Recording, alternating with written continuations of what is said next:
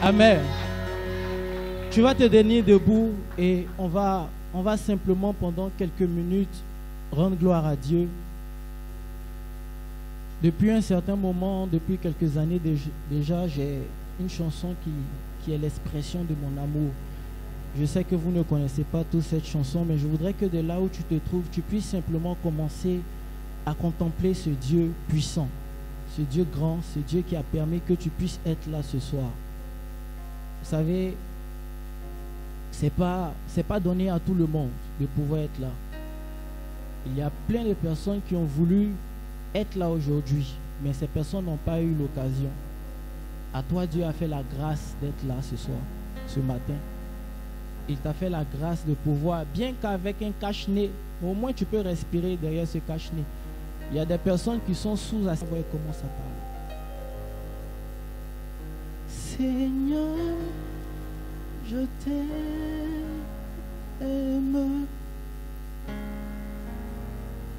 Seigneur, je t'aime.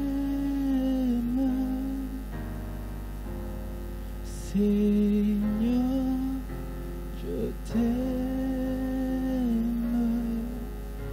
De tout mon cœur, je t'adore.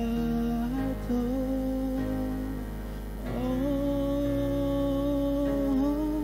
Seigneur, je t'aime. Seigneur, Seigneur, je t'aime. Je t'adore. Seigneur, je t'aime. De tout mon cœur, je t'adore. Mon abri, c'est toi.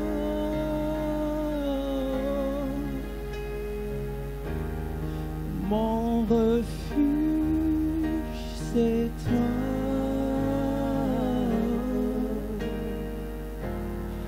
Mon âme te cherche pour t'adorer, mon Jésus.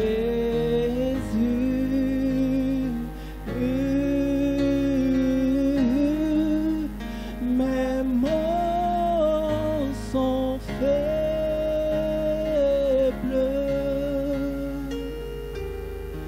pour te dire que je ressens. Alors mon cœur s'élève pour te dire que je t'aime. Seigneur, je t'aime. Seigneur, je t'aime. Oh, je t'aime, Seigneur. Est-ce que tu peux dire tu m'aimes? Est-ce que tu peux dire je t'aime? Oh, je t'adore. Seigneur, je t'aime. De tout mon cœur, je t'adore. Oh, Seigneur, je t'aime. Seigneur, je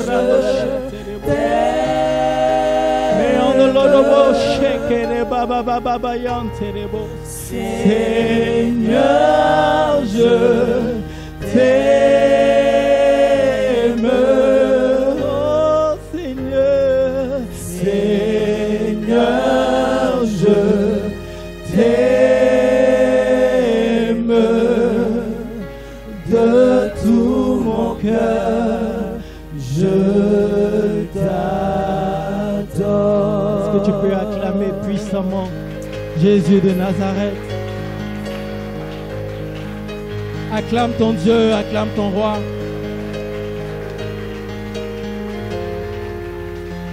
Amen. Tu peux te rasseoir. Que Dieu te bénisse abondamment. Avant que je ne puisse commencer mon message, étant donné que cette semaine était la semaine de, on va dire, au niveau de la croix. Amen. Le dimanche passé, lorsque je dirigeais la prière, j'ai entamé en fait le thème de la semaine qui était la croix. Amen. Et je voudrais dire quelque chose concernant ce thème-là. C'est une histoire que j'aime bien. Certainement que certaines personnes connaissent cette histoire, mais c'est une histoire qui marque vraiment, qui donne l'importance de la croix. Amen. De sorte à ce que nous puissions comprendre certaines choses. C'est l'histoire d'un homme qui avait décidé comme ça de partir à l'aventure, de partir aux États-Unis il y a longtemps. Et en ce temps, il n'y avait pas les avions et tout ça, donc il devait partir en bateau. Bon, il y avait des avions, mais c'était trop cher. Il a décidé de partir en bateau. Il a pris un ticket pour partir aux États-Unis. Donc le voyage devait durer environ 1 mois, un truc comme ça. Donc il a pris son ticket et il est embarqué. C'était un Africain, il partait à l'aventure. Donc il s'est préparé en conséquence. Il a mis un peu d'argent sur lui, un peu de nourriture dans son sac par rapport au voyage et il a commencé à voyager. Donc au bout de quelques temps, ils ont sonné une clochette pour dire qu'il est l'heure de manger. Donc les gens se sont déplacés, les gens sont allés manger. Et lui, il est resté dans son coin. Il a ouvert son sac. Il a enlevé un petit pain Gaudio qu'il a commencé à grignoter. 1 jour, 2 jours, 3 jours, 4 jours. La nourriture même qu'il avait dans son sac avait commencé à diminuer. Et il y a quelqu'un qui l'a remarqué. Lui a dit, mais toi, je t'ai remarqué. Hein. À chaque fois qu'on s'en va manger, toi, tu es toujours dans ton coin. Tu ne vas pas manger avec nous. Qu'est-ce qui se passe? Il dit, non, mais moi, je suis un aventurier. Où je m'en vais là? Je n'ai pas assez d'argent pour dire, je vais acheter les trucs, tout ça. Donc, je préfère conserver mon argent. Et puis, j'ai des choses qui sont dans mon sac que j'utilise un peu. Donc, le gars était étonné. Il dit, ah, je ne comprends pas ton affaire. Tu es un clandestin ou bien quoi? Il dit, non, je ne suis pas un clandestin. Voici mon ticket. Il dit, donc tu as un ticket? Il dit, oui. Il dit, mais attends. Toi, tu as un ticket et puis tu ne veux pas manger aussi. Qu'est-ce qui se passe? Il dit, non, mais je n'ai pas l'argent en fait. Donc, je ne peux pas aller acheter la nourriture comme tout le monde. Il lui a pris le ticket en main et lui a dit, regarde ce ticket-là. Dans le ticket, il y a non seulement ton transport pour aller aux États-Unis, mais en plus de ça, tu as le droit de manger matin, midi et soir.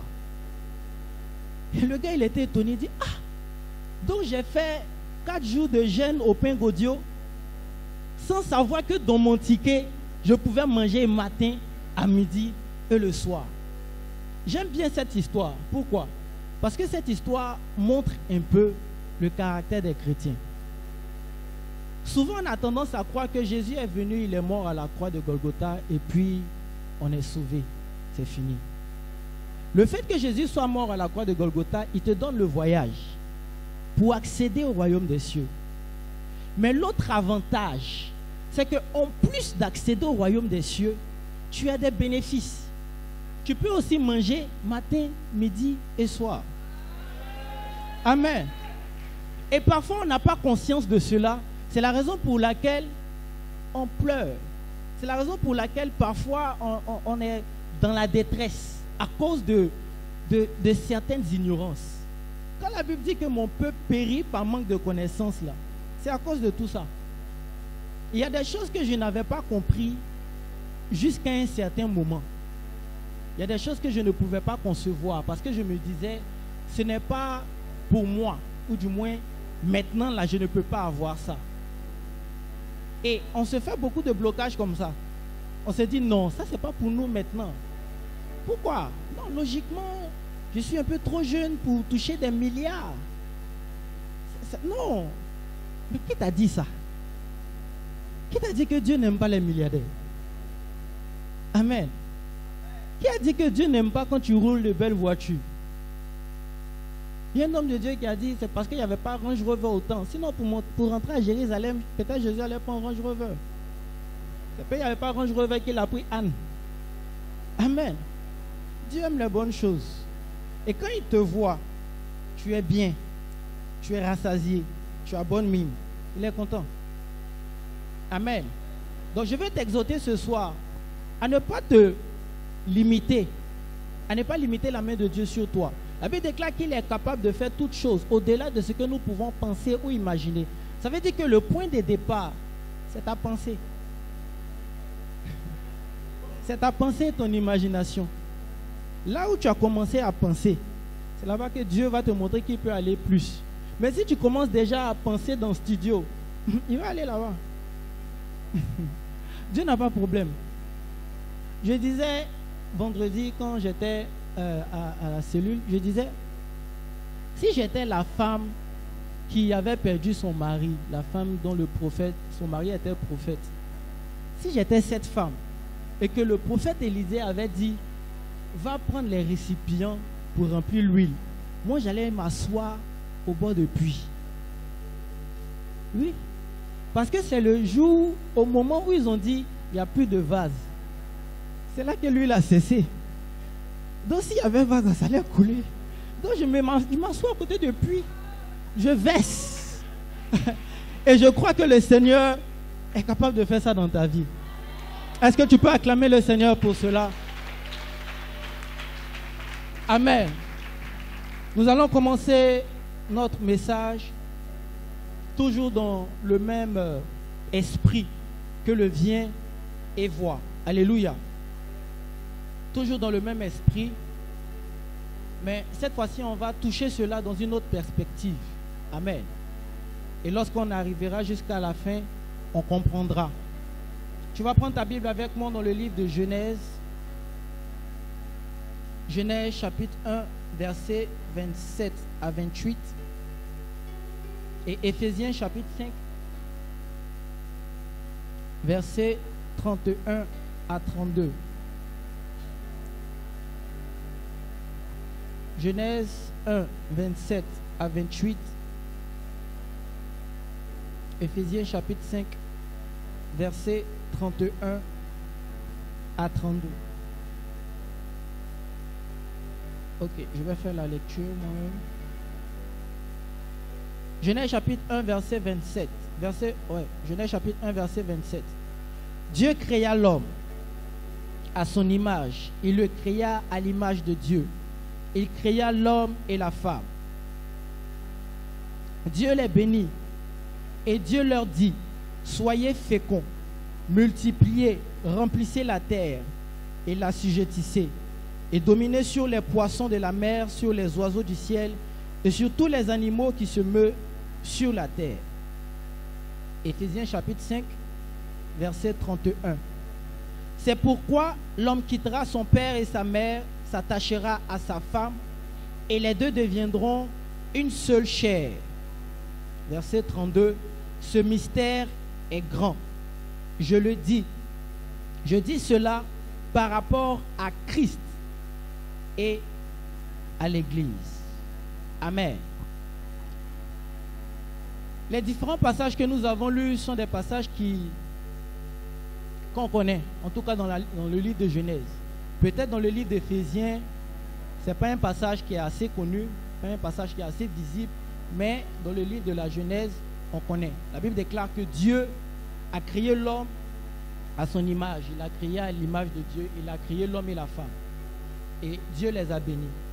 Et ce que Dieu a dit, avant toute chose, avant qu'il ne dise que tu vas avoir un mariage, une Range Rover, tu vas avoir tous les âges qu'on aime là, voyage, mariage, tissage, tous les différents âges. Il a dit, soyez féconds. Amen.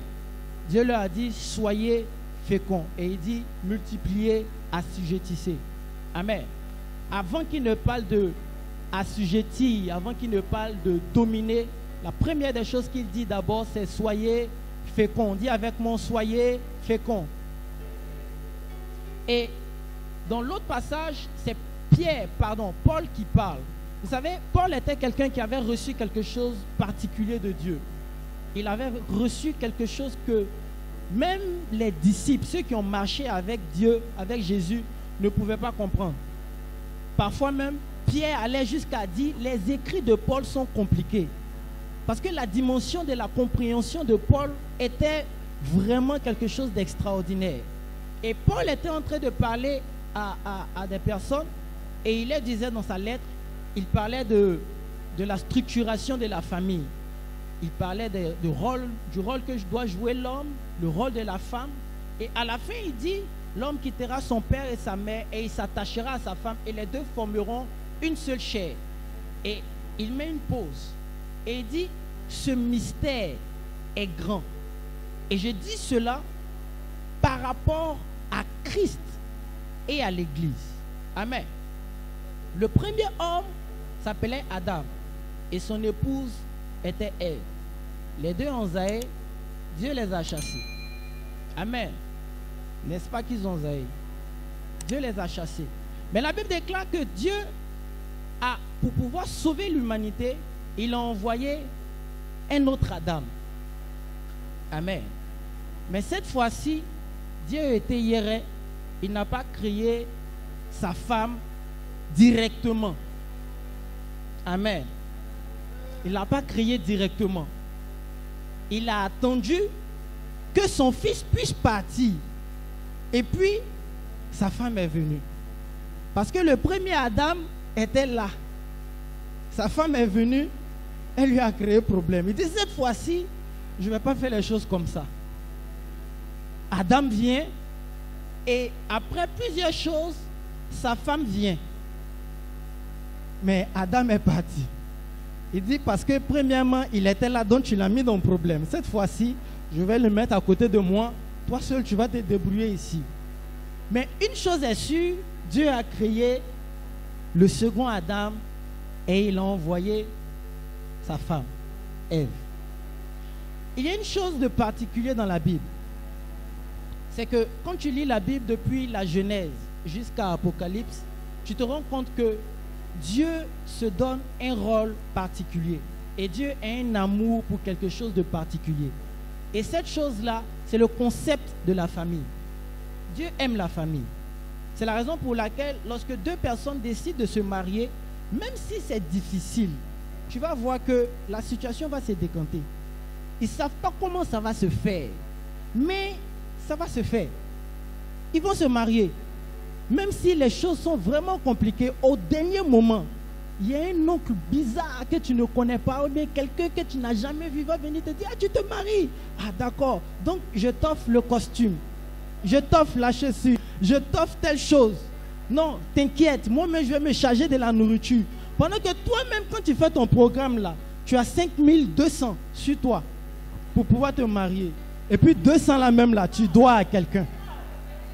Amen. Et Dieu aime tellement le mariage.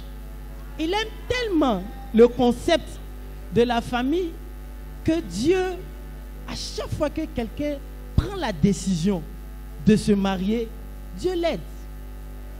Dieu l'aide automatiquement.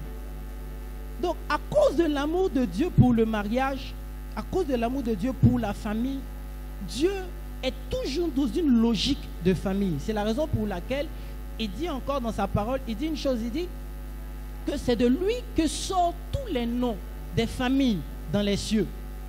Parce qu'il aime le concept de la famille. Mais Dieu est un homme qui aime les familles nombreuses. C'est les blancs qui n'aiment pas ça. Quand on dit non, tu as 3 enfants. Oh, 3 enfants, mais comment tu arrives à t'en sortir? Non, Dieu n'est pas dans ça. Dieu aime famille nombreuse. Mais il y a une personne qui n'est pas le challenger de Dieu, mais qui est, bon, c'est un plaisantin. C'est quelqu'un, il était avec Dieu, il voulait un peu de grade, il n'a pas su se comporter, on l'a chassé. Donc depuis ce jour-là, tout ce que Dieu aime, il a décidé de s'attaquer à ça. Et ce que j'ai remarqué, c'est que la toute première fois où on a mentionné son nom dans la Bible, c'est le jour où Dieu a fini de dire, il n'est pas bon que l'homme soit seul, je lui créerai une aide semblable. Donc quand Dieu finit d'envoyer femme auprès de homme, c'est là maintenant qu'on parle de le serpent était l'animal le plus rusé. Il est sorti au moment où on commence à faire famille là. C'est là que lui, il a vu pour sortir. Pourquoi? Parce qu'il déteste ce concept-là. Il n'aime pas la famille.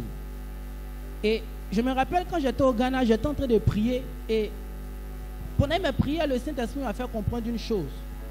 Il a dit que là où le diable a mis le cap maintenant pour pouvoir attaquer sérieusement, c'est au niveau des familles. C'est au niveau des familles. C'est là-bas que le diable a mis le cap. Je regardais un documentaire une fois, c'était un documentaire des nazis. Et il y a un gars qui s'appelait Himmler, c'était un des généraux de Hitler. Himmler disait, donnez-moi un enfant de 0 à 3 ans, je ferai de lui un nazi. Parce qu'il sait que quand tu prends un enfant déjà à cet âge-là, et que tu l'élèves, tout ce que tu veux que l'enfant-là devienne, tu peux le faire devenir à cet enfant-là. Donc, c'est la raison pour laquelle vous allez remarquer qu'aujourd'hui, même quand vous regardez la télévision, Disney Channel, les chaînes des enfants, vous allez constater que tous les dessins animés qu'on fait, il y a la magie dedans. La magie, la sorcellerie, l'homosexualité, toutes ces différentes choses-là. Pourquoi? Parce que le diable commence à recruter à la maternelle. Commence à recruter à la maternelle. Et je disais ça à, je ne sais pas à qui je disais ça. Je dis, si le diable recrute à la maternelle, nous c'est dans le ventre maintenant, on va les recruter. C'est dans le ventre, c'est là-bas qu'on va les recruter. Le diable déteste le concept de la famille. Donc dès l'instant où on parle de concept de famille, automatiquement, Satan apparaît. Et quand il apparaît, c'est pour pouvoir détruire, c'est pour pouvoir enlever on va dire, du concept de la famille, ce que Dieu veut, la pensée initiale de Dieu. C'est la raison pour laquelle aujourd'hui, dans nos différentes villes, dans les grandes villes, tu vas te rendre compte que quand on parle de famille, ce n'est plus forcément monsieur, madame. C'est monsieur, monsieur. Ou bien madame, madame. Ou bien monsieur, chien. Ça arrive. Il y a des gens comme ça. J'ai vu dernièrement un gars qui dit que lui, il a décidé d'épouser sa chienne. Il y a d'autres qui se sont mariés même avec leurs poupées. Donc le diable arrive pour détruire le concept de famille. Il déteste. Mais après que Adam ait fini de pécher avec sa femme, Dieu a décidé de les juger normalement. Il a décidé de leur donner des punitions. Mais Dieu, dans son amour, a trouvé un plan de rédemption pour eux. Il a trouvé une méthode pour pouvoir les sauver de cette chute. Et cette méthode qu'il a trouvée se trouve dans une chose qu'il avait dite auparavant. Une chose qu'il avait dit à l'homme et à la femme. La fécondité. Il dit à la femme que le serpent là, il sera vaincu par ta postérité. Ça veut dire que il a donné beaucoup de malédictions, il a dit beaucoup de choses, mais il n'a pas enlevé en la femme la possibilité de pouvoir féconder. Et c'est cette chose-là qui a pu sauver aujourd'hui l'humanité. L'une des choses qui a la possibilité de sauver le monde, c'est la fécondité. C'est la seule chose qui a la possibilité de sauver le monde. Parce que c'est la seule chose qui donne à pouvoir se reproduire selon son espèce. Dieu dit, créons l'homme à notre image et à notre ressemblance. Dieu voulait créer une espèce comme lui. Donc pour pouvoir sauver le monde, Dieu appelle à ce que nous puissions devenir féconds, nous reproduire selon cette même image. Et la solution que Dieu a trouvée pour pouvoir sauver le monde du serpent, du diable, c'est la fécondité. C'est le fait de pouvoir se reproduire. Et bien évidemment, Satan ne sera jamais content avec ça. Satan va toujours empêcher cela. C'est la raison pour laquelle il dit à la femme que ta postérité sera en inimitié avec le serpent. Et c'est la postérité de la femme qui va écraser la tête du serpent. Mais toujours est-il que c'est sa postérité, c'est la manière dont la femme a la capacité de se reproduire. Amen. Et c'est la solution de Dieu pour sauver l'humanité. Il y a un dessin animé que j'ai regardé. Les jeunes vont pouvoir se reconnaître, même les vieux, parce qu'il y a une maison qui aimait ça aussi. On appelait ça Yu-Gi-Oh!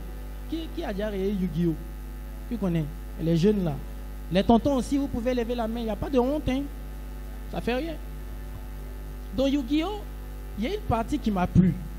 Mais Yu-Gi-Oh! C'est un peu comme les films indiens là, il y a toujours suspense. Parce qu'il est en train de se battre. Je vous explique le concept de Yu-Gi-Oh! C'est deux personnes qui ont des cartes. Et sur les cartes, il y a différents monstres. On peut dire ça comme ça. Et les monstres, il y a des monstres qui attaquent et il y a d'autres qui défendent. Et ils ont différentes forces. Et les forces sont, on va dire, mesurées en fonction des numéros. Donc, tu peux avoir 200 points d'attaque, 200 points de défense, ce genre de choses. Et un jour, Yu-Gi-Oh! S'est battu avec quelqu'un. Le gars avait presque terminé Yu-Gi-Oh! Quand Yu-Gi-Oh! Regarde dans ses cartes, il n'y a rien qui peut l'aider. Et le gars, il avait plusieurs cartes qui étaient vraiment... C'était des grosses cartes. Et Yu-Gi-Oh! A commencé à jouer. Il réfléchit. Mais il avait une carte dans sa main. Je ne vais jamais oublier cette carte-là. On appelle ça Jam. La reconnaissance, c'est ça, reconnaissance de Jam. Et Jam, c'était un petit être bizarre. Il est petit comme ça, plein de poils. Il avait simplement, je crois, 300 points d'attaque ou de défense. Il ne pouvait rien faire. Zéro défense, c'est ça. Il ne pouvait rien faire même. Il connaît. Il avait zéro défense. Il ne pouvait rien faire. Mais il y avait une carte qui était à côté de Jam. C'était le fait de pouvoir se régénérer à chaque instant. À chaque fois. Donc, Yu-Gi-Oh! Ne pouvait rien faire. Le gars ne peut pas défendre, il ne peut pas attaquer. L'autre, il a toutes les cartes qu'il faut pour pouvoir détruire Yu-Gi-Oh! Donc Yu-Gi-Oh! Fait sortir la carte reconnaissance de Jam, il met et il additionne les deux. Jam est là. Il y a un autre qui est là. Et s'il regarde, logiquement, petit coup de poing, c'est fini. Et soudainement, l'autre attaque. Et quand il attaque, Jam se détruit. Mais après, le Jam qu'ils ont détruit là, il devient deux. Il n'attaque pas, hein? Il est là. Mais tout ce qu'il lui sait faire, c'est se multiplier. Il attaque encore. Le gars devient 3. Il attaque, il devient 4. Il attaque, il devient 5. Jam a rempli tout l'endroit. Au final, celui qui ne pouvait pas attaquer ni défendre, c'est lui qui a gagné. Quel était son point fort? C'était le fait qu'il était arrivé à se multiplier. Une des choses que le diable va chercher à faire, c'est de te détruire. Ça, on ne peut pas lui en vouloir pour ça. C'est sa nature, c'est son travail. Peut-être même quand on l'a fait naître, on dit, bon, toi, il faut détruire les gens. Ça, c'est ton travail. Et pour ça, on peut lui donner tous les points qu'on veut.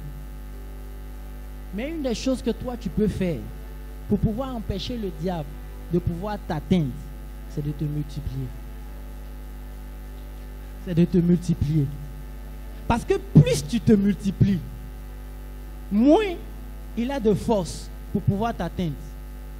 Il y a des personnes, vous pouvez ne pas être fort, mais le nombre seulement, il y a deux catégories de personnes dans une communauté. Deux catégories, il y a plusieurs, mais je vais les mettre en deux grandes catégories. Il y a les enfants et il y a les adultes. Les enfants, c'est qui? Les enfants, c'est celui qui ne s'occupe que de lui-même. Quand tu prends un enfant, s'il y a des enfants ici, s'il a faim tout de suite, ils sont fous de celui qui a attrapé le micro, qui est en train de parler. Pendant que ses parents sont concentrés, il va pleurer. Ils sont fous. Tout ce qui l'intéresse, son ventre est vide. Il faut mettre quelque chose dedans. C'est tout. Mais par contre, l'adulte, quand son téléphone sonne, il bloque. Il essaie de trucs et puis il se trompe et met sur volume. Et puis, pourquoi? Parce qu'il ne regarde pas que sa personne, mais il regarde le reste. Et ces deux catégories de personnes, bien évidemment, on va les retrouver dans les églises. C'est clair. Mais ceux à qui je suis venu parler ce matin, ce sont les adultes. Un enfant, ce que je vais dire là, ce n'est pas son problème.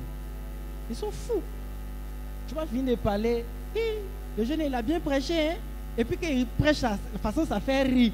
C'est tout. Le reste là, ils sont fous.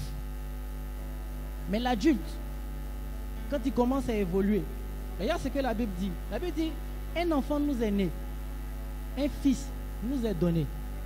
Un enfant est né, c'est pour tout le monde. Il est né, joli, apouchou, mignon. Et puis tu ris. Quand tu es fâché, tu fais pipi, popo, et puis bon, tout le monde s'occupe de toi. Mais un fils qui est donné, c'est-à-dire toi-même tu ne t'appartiens plus. On te donne. Toi tu es un sacrifice. Tu ne vis plus pour toi.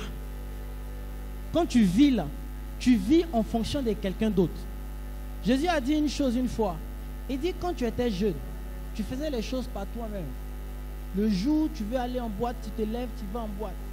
Le jour où tu veux tuer cabri, bon, ça dépend si tu es marié, si tu n'es pas marié, ça va.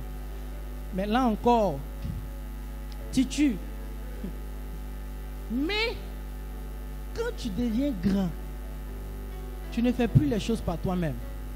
C'est quelqu'un d'autre qui t'attrape, qui te ceint, qui attrape ta main et puis qui t'accompagne. C'est lui que tu suis. L'adulte, c'est celui qui a conscience que sa vie ne lui appartient pas. C'est celui qui a conscience que ce que tu dois faire, ce n'est pas pour ta personne, mais c'est pour le royaume. C'est ça qui fait la différence.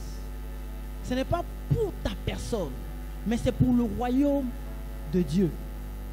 Jésus explique cela clairement en disant, ne vous préoccupez pas des choses sur lesquelles vous allez manger, vous allez boire, comment vous allez vous vêtir. Il dit ça, c'est parce qu'en fait, peut-être il ne voulait pas choquer les gens, donc il a dit, ce sont les païens qui se chargent de ça. Sinon, le mot même, ce sont les enfants qui s'occupent de ça. Votre Père, celui de qui est tiré le nom de toutes les familles du monde et dans les cieux, lui, il sait de ce dont vous avez besoin. Il connaît.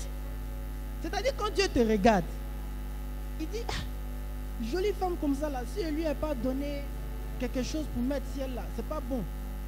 Donc, moi-même, je vais faire mon effort et puis je vais lui donner. Mais c'est parce qu'en fait, tu n'as pas confiance en Dieu. Et tu te dis, le gars là, quand il fait ce truc là, c'est un peu bizarre, c'est lent façon là. Il n'est pas rapide, il n'est pas percutant. Donc je vais l'aider un peu. Tout compte fait. La Bible dit, aide-toi et Dieu t'aidera. Après, tu vas me montrer verset ça là. Tu vas me montrer ça après. Il y a 4 Bibles. Et puis Bible en anglais encore. Tu vas me montrer ça dedans.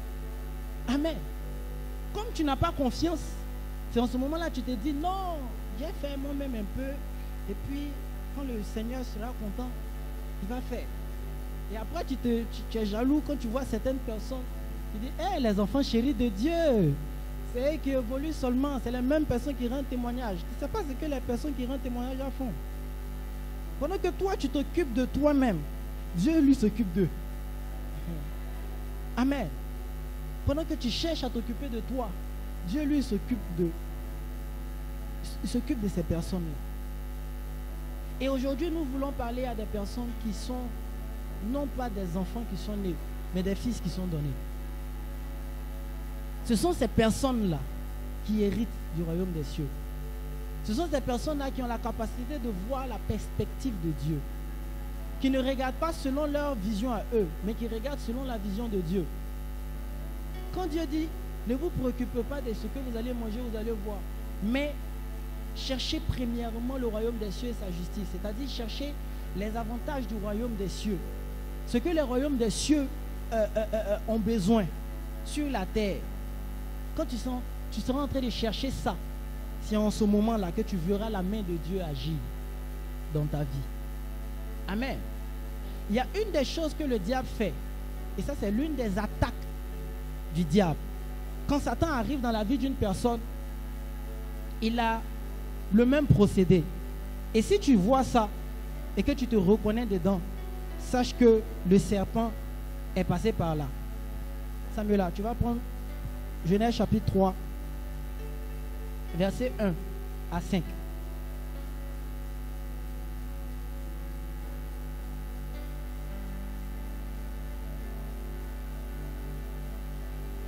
À 5. Genèse 3, verset 1 à 5. Le serpent était le plus rusé de tous les animaux des champs que l'Éternel Dieu avait fait. Il dit à la femme, Dieu a-t-il réellement dit, vous ne mangerez pas de tous les arbres du jardin?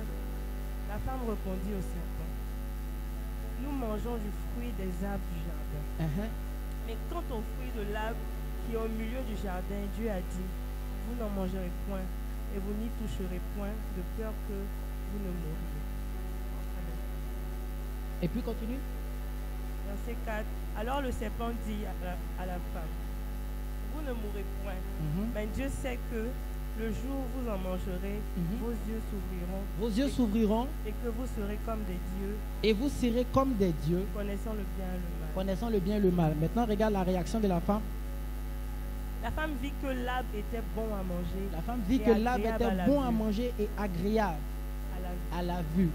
Et qu'il était précieux pour ouvrir l'intelligence. Et qu'il était précieux pour ouvrir l'intelligence. Vous savez, quand le serpent arrive dans la vie d'une personne, la première des choses qu'il fait, il braque le curseur sur toi-même, sur ta personne. Amen.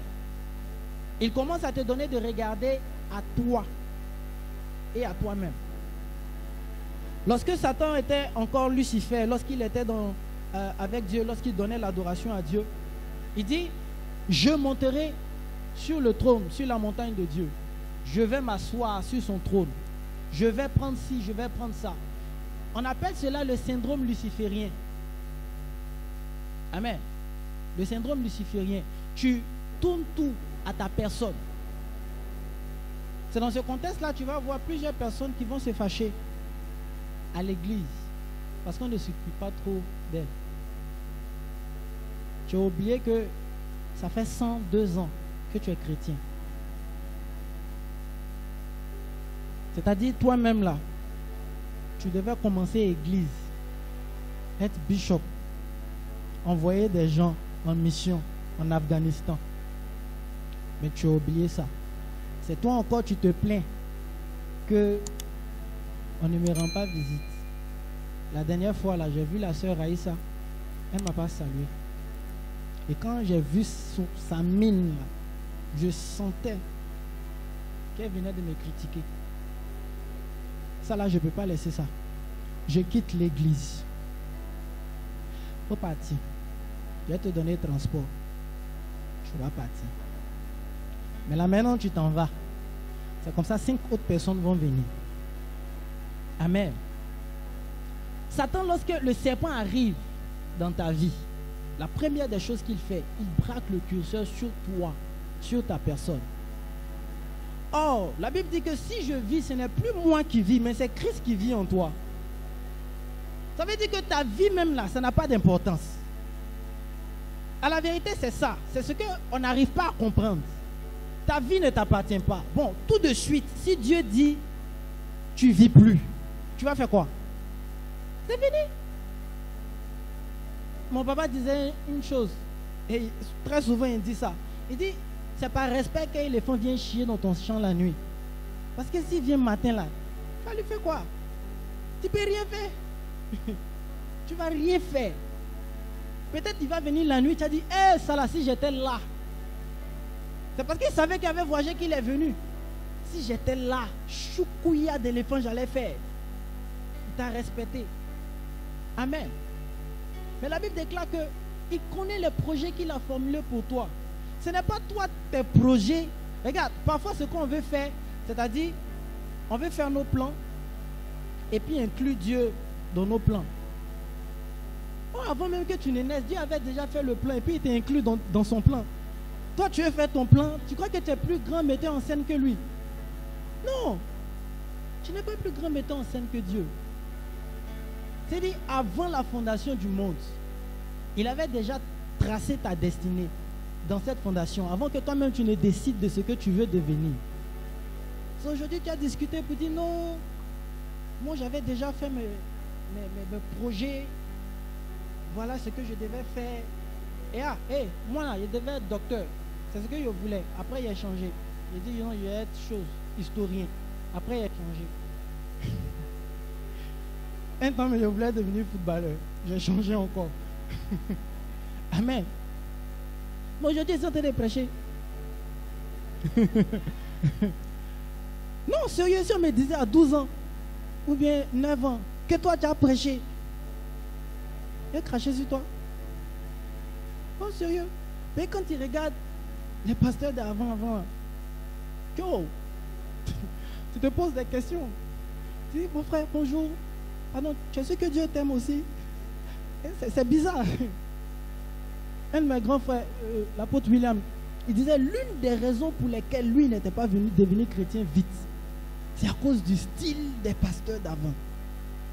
Et qu'il regarde le style, il dit non, mais le Seigneur, Jésus n'est pas Seigneur. C'est pas possible. C'est pas possible. Comment tu peux scandaliser comme ça? C'est pas normal. À cause de ça, à cause de lui, le fait qu'il soit devenu chrétien, nous tous là on est sortis. À cause du fait que lui il se soit converti. Chacun a des projets. Tout le monde a des projets. Même si tu n'as pas de projet, même là, tu vas avoir projet. Amen. Et si tu n'as pas de projet, il faut te revoir aussi parce que quand même, tu es un homme, une femme, il faut planifier. Amen. Mais il faut savoir une chose.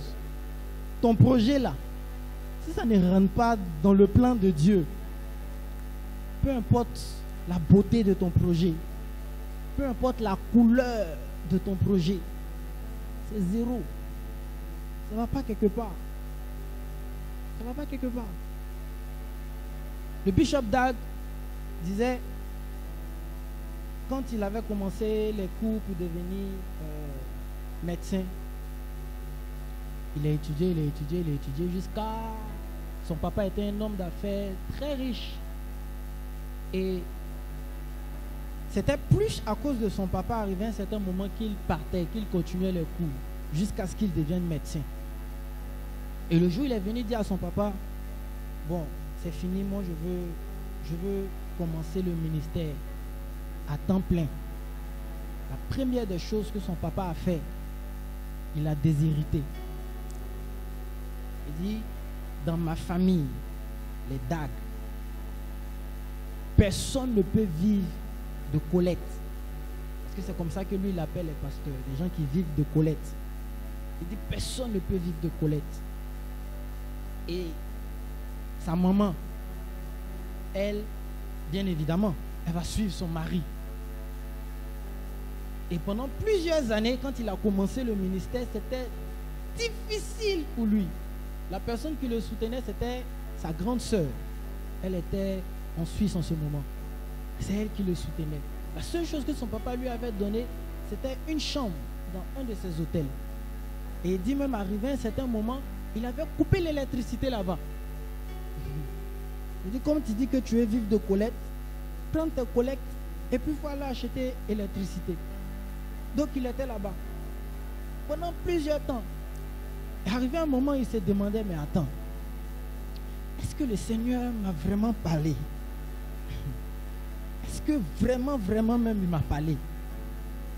Est-ce qu'il était obligé de laisser tout ça là pour pouvoir m'engager à temps plein? Il avait commencé à se poser des questions. Et même sa maman, même ses beaux-parents, c'est surtout sa belle-mère qui lui faisait pitié. Parce que chaque jour, imagine, la maman, sa femme, elle avait, les parents de sa femme avaient plus d'argent que les parents de Dag.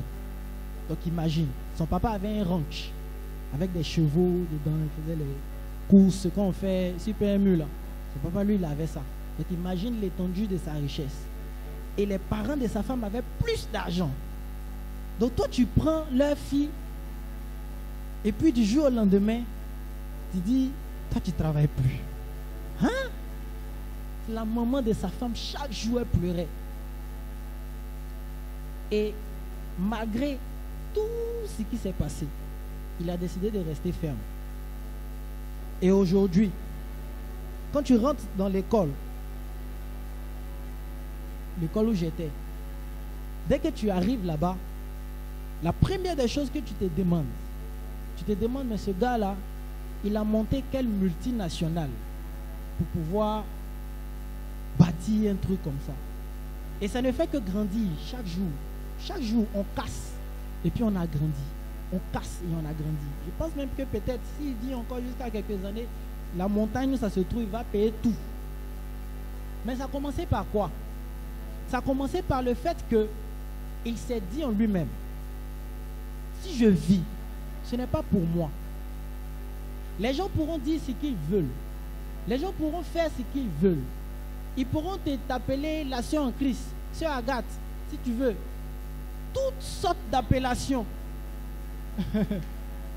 Mais lorsque tu es dans le plan et dans le programme de Dieu, lorsque dans la planification des choses, Dieu commence à te donner une place de plus en plus grande en fonction de ta fidélité. En ce moment-là, tu commences à voir la main agissante de Dieu. La Bible dit, qui a cru à ce qui nous a été annoncé, qui a reconnu le bras de l'Éternel? Ça veut dire que le bras de l'Éternel ne commence pas grand. Ça commence toujours petit. Mais ta fidélité donne à cette main-là de commencer à devenir encore plus grande. Et lorsque tu commences à devenir fils, lorsque tu commences à devenir fille et que tu sors du stade d'enfant spirituel, en ce moment-là, tu commences à voir la main de Dieu qui commence à agir. Et tu ne regardes plus à ta personne, mais tu regardes aux intérêts de l'Éternel. Le Seigneur veut susciter une église, mais une église mature. Vous savez, pour pouvoir arriver à féconder, pour pouvoir arriver à être quelqu'un qui peut porter une essence, il faut que tu puisses commencer à être toi-même mature. Une jeune fille de 12 ans, si elle n'a pas tous les éléments nécessaires en elle, elle ne peut pas féconder. Mais quand elle commence à grandir, quand elle commence à avoir la maturité nécessaire, en ce moment-là, les choses sont là pour porter la semence et donner un enfant. Et Dieu a dit dans ces derniers temps, l'église qui cherchera, c'est une église mature. Nous sommes entrés dans une saison où Dieu veut montrer au monde, à l'univers tout entier. Il dit dans sa parole, il dit, on connaîtra à nouveau par l'église la sagesse infiniment variée de Dieu. La sagesse infiniment variée de Dieu se situe à tous les niveaux de la vie, que ce soit sur le point de vue économique, politique, social, peu importe le secteur. Dieu veut montrer sa sagesse, mais Dieu ne va pas montrer sa sagesse aux personnes qui ne savent pas prendre soin du peu.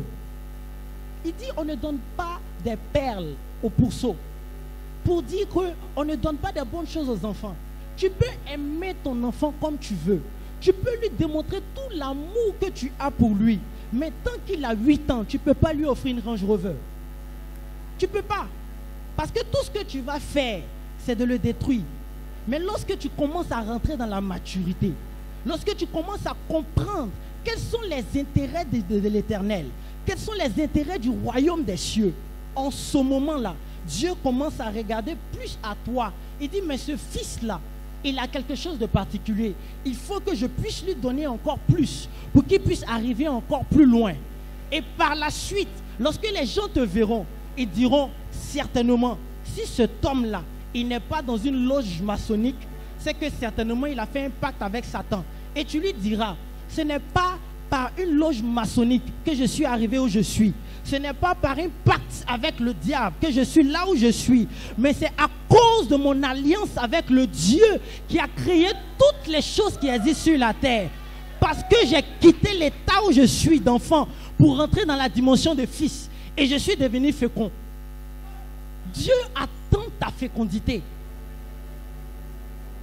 Vous n'avez jamais remarqué que Quand tu es marié ou bien quand tu as quelque chose, quand tu as un enfant, les choses que tu n'avais pas l'habitude de faire, tu commences à faire ça.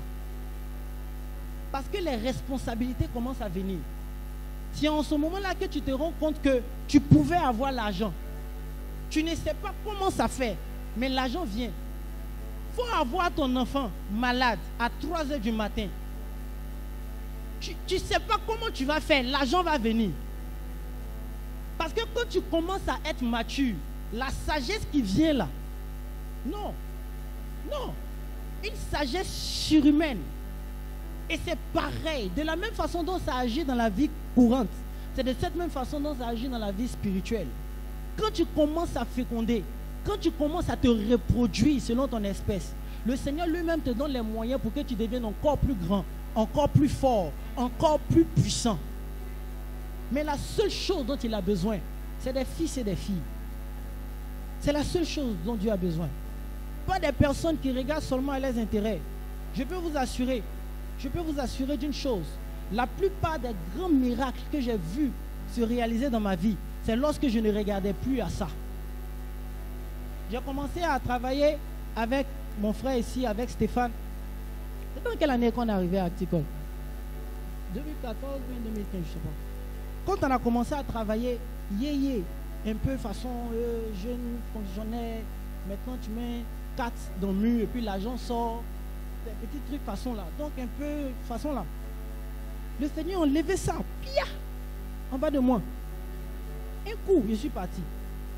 Et bien évidemment, comme c'est ce que nous on aime quand on a problème avant de chercher Dieu. Dieu aussi n'est pas fou. Il est le plus hiérarque du monde mondial. Donc il te met dans les problèmes et puis tu viens. Oui, c'est ça. Donc arrivé à ce moment-là, qu'est-ce qui s'est passé? J'ai commencé à chercher Dieu parce que je voulais retrouver l'endroit où j'étais. Mais la Bible déclare une chose, c'est Jérémie qui dit ça. Il dit, tu m'as séduit et tu m'as saisi.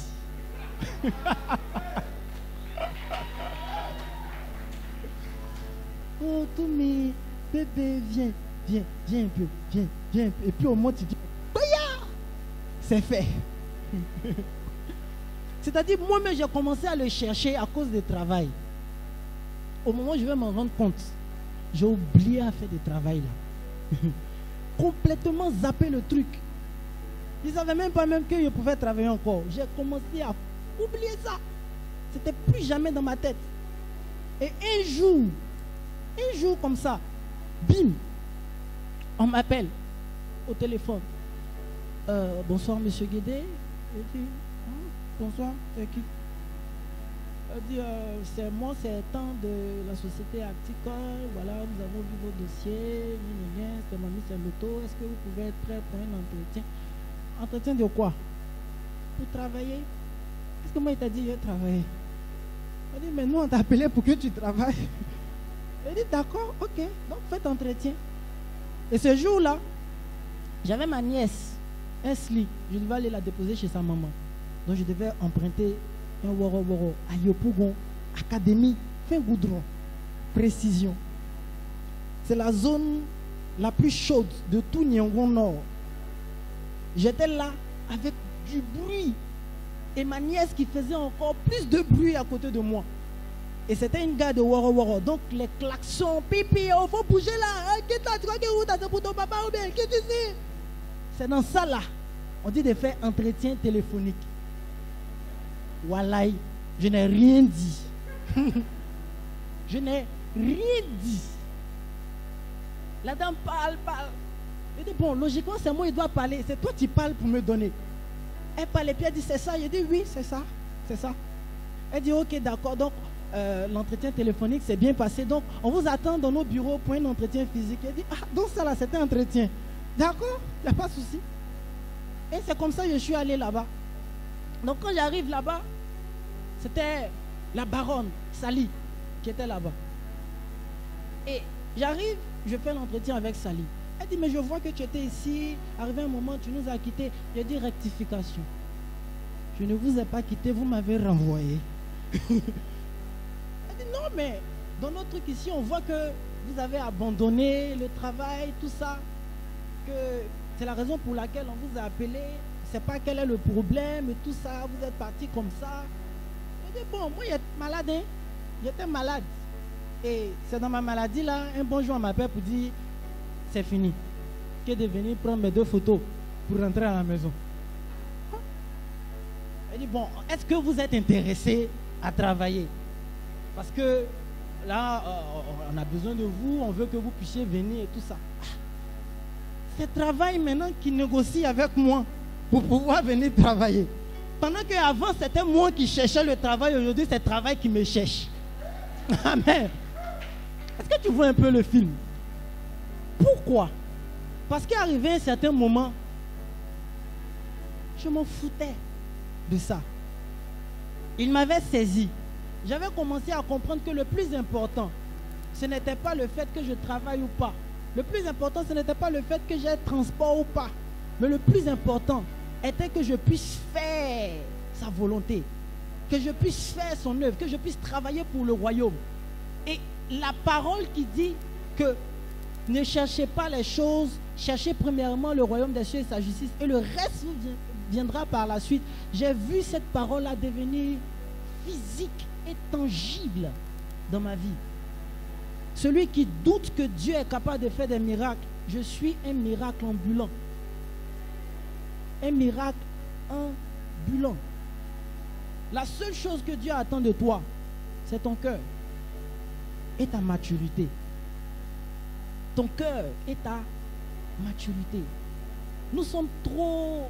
C'est-à-dire parfois on peut être 122 si on veut. Mais plus de la moitié à 2 mois en termes de maturité spirituelle. 2 mois. Mais à quel moment on va commencer à grandir? À quel moment on va commencer à chercher ce que Dieu veut? Le temps est arrivé où tu ne dois pas te demander ce que Dieu peut faire pour toi, mais qu'est-ce que toi tu peux faire pour Dieu? C'est en ce temps-là que nous sommes rentrés. Dans cette saison où Dieu cherche des fils et des filles. Des personnes qui peuvent se donner pour eux. Et surtout des personnes qui ont la capacité de se multiplier. Quand on devient mature, c'est là qu'on fait des enfants.